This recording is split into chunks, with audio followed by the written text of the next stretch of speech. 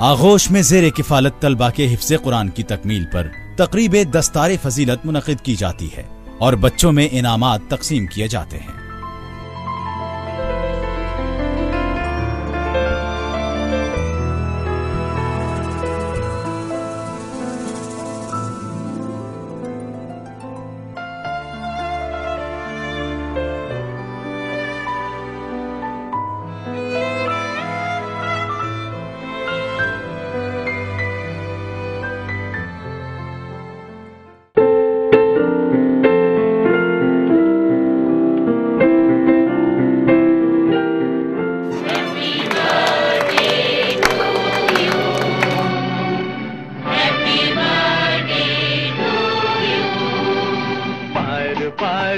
आगोश में बच्चों की हर खुशी का ख्याल रखा जाता है और हर बच्चे की सालगिरह का भी एहतमाम किया जाता है।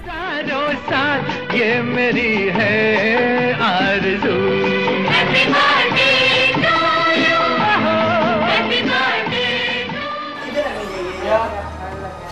बच्चों को घर जैसा माहौल दिया जा रहा है ताकि इनमें किसी किस्म का एहसास महरूमी पैदा ना हो। Third man was up in the circle, he knew it and he just had to guide it, did so. It can still be done. Get to the man in the deep, will it get there? Yes, it does! Umar Akmal, what a catch! The catch is improved from Pakistan. बच्चों की खुराक पर ख़ुसूसी तवज्जो दी जाती है।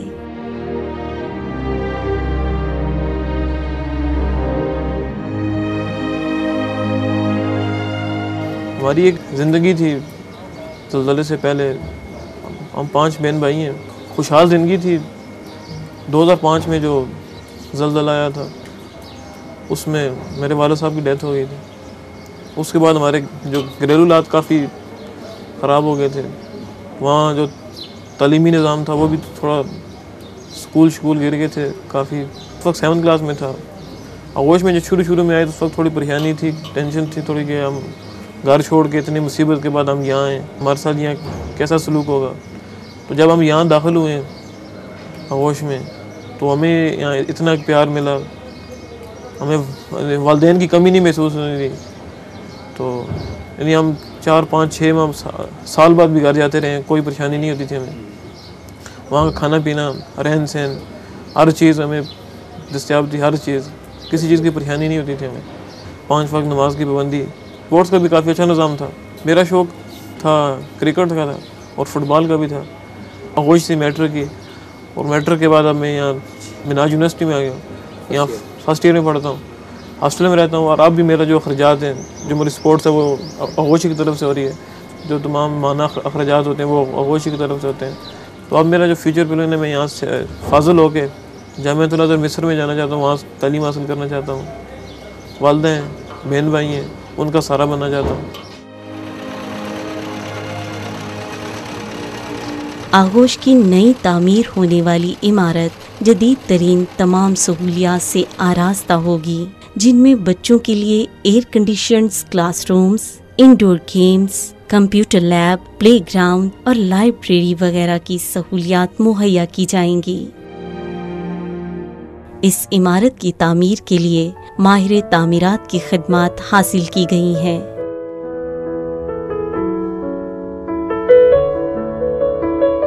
आगोश की इमारत का कुल रकबा 1,25,000 मुरब्बा गज है। इसके तामीराती अखराजात का तखमीना 30 करोड़ रुपए से ज़ायद है।